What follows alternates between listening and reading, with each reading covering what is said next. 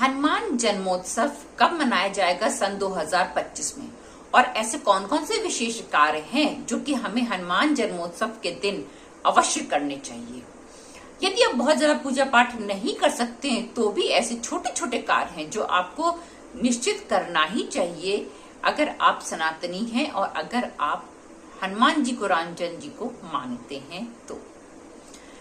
चलिए जानते हैं। सर्वप्रथम तो हम ये जानते हैं कि हमें हनुमान जन्मोत्सव कहना चाहिए, हनुमान जयंती नहीं कहना चाहिए, क्योंकि जयंती उन लोगों के लिए कही जाती है जो जीवित रहने के बाद मृत्यु को प्राप्त होते हैं, और जन्मोत्सव उनके लिए कहा जाता है जो अमर होती है। इसीलिए देवी देवताओं के लिए जन्मोत्सव का शब्द का प्रयोग किया जाता है।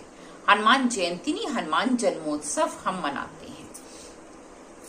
रामचंद्र जी के जन्मोत्सव के ठीक 6 दिन बाद हम हनुमान जन्मोत्सव मनाते हैं, चैत्र मास की पूर्णिमा तिथि को। सन 2025 में ये 12 अप्रैल को पड़ रही है। अब जानते हैं कि हमें कौन कौन से विशेष कार्य इसमें करने चाहिए।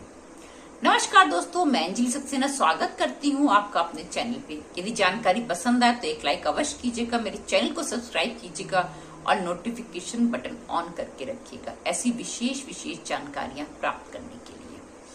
चलिए वीडियो को शुरू करते हैं। सर्वप्रथम तो ये हनुमान जन्मोत्सव है तो रामचंद्र जी का नाम आपको रटना ही रटना है, क्योंकि बिना राम का नाम लिए तो हनुमान जी कभी प्रसन्न ही नहीं हो सकते हैं। इसलिए रामचंद्र जी के नाम की एक माला जाप करें। अगर आप ज्यादा कुछ नहीं कर सकते तो आप रामचंद्र जी के नाम की एक माला जाप सवेरे स्नान आदि करके शुद्ध होकर के आप आसन पे बैठ करके एक माला जाप रामचंद्र जी के नाम के करिए। वो भी अगर आपके पास तुलसी की माला हो तो अति उत्तम है, और नहीं तो आप हाथ में भी कर सकते हैं। आप इस दिन हनुमान चालीसा का पाठ करें। यदि आप बहुत करने में समर्थ हैं तो यदि आप बहुत कुछ करने में समर्थ हैं, आपके पास समय भी है और व्यवस्था कर सकते हैं, तो हनुमान जन्मोत्सव के दिन आप सुंदरकांड का पाठ अवश्य करें। अगर आपके पास बहुत समय नहीं है तो आप आसपास के किसी भी हनुमान मंदिर में जाकर के उन्हें लड्डू का, बूंदी का या तो फिर आप गुड़ चने का भोग अवश्य लगाएं। एक काम आप और करें, इस दिन जो है हनुमान जी के मंदिर में चूल्हा चढ़ाने के लिए आप पीला सिंदूर और चमेली के तेल का दान अवश्य करके आएं।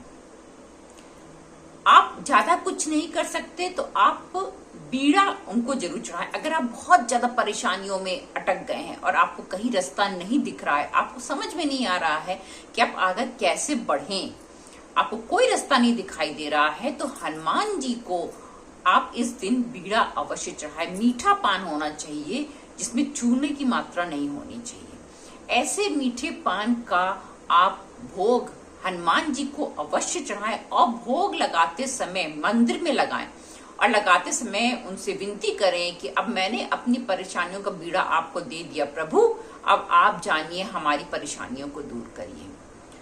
ये आप मान लीजिए कि निश्चित हनुमान जी आपकी परेशानियों को दूर करेंगे। वो जागृत देवता हैं और वो सबकी सुनते हैं, बस आपके अंदर पुकारने की शक्ति होनी चाहिए। और भी आप एक काम कर सकते हैं कि उन्हें आप एक माला अर्पित करें, मदार के पत्ते की माला। पत्ता टूटा नहीं होना चाहिए, डंडी भी उसमें लगी होनी चाहिए, कहीं से भी कटा फिटा नहीं होना चाहिए। ऐसे आप माला बनाइए, कलावे से माला बनाइए। 21 पत्ते, 51 पत्ते, जैसा आप व्यवस्था कर सके उतने पत्तों की माला बनाइए, और प्रत्येक पत्ते पे आप राम जरूर लिखें। रोली से लिखें, पीले सिंदूर से लिखें, लेकिन राम लिखें। उसमें थोड़ा सा पानी लगा के भी लिख सकते हैं, नहीं तो आप थोड़ा सा लेप बना लीजिए, देशी घी में सिंदूर मिला के लेप बना लीजिए, या तो फिर चमेली के तेल में या तिल के तेल में आप थोड़ा सा डाल करके लेप बना ली, और उससे आप राम राम जरूर लिखिए प्रत्येक पत्ते पर, और वो माला आप हनुमान जी के मंदिर में अर्पित करके आइए। इससे भी हनुमान जी अति प्रसन्न होते हैं।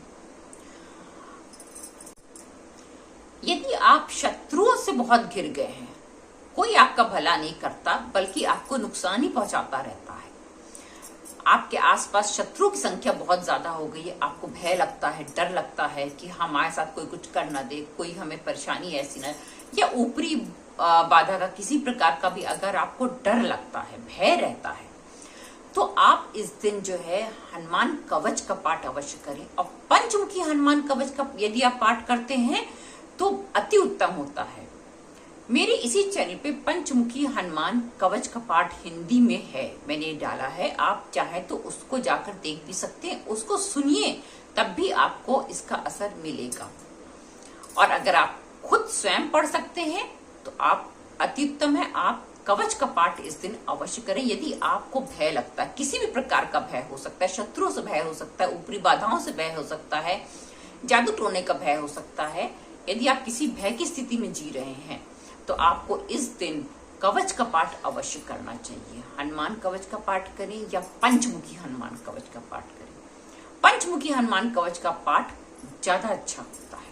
हालांकि हनुमान जी तो जैसे हैं वो हर प्रकार से आपकी सुरक्षा करते हैं, आपकी रक्षा करती हैं यदि आप उनको पुकारते हैं, फिर भी हनुमान पंचमुखी हनुमान जी में का कवच ज्यादा उत्तम फलदायी माना जाता है।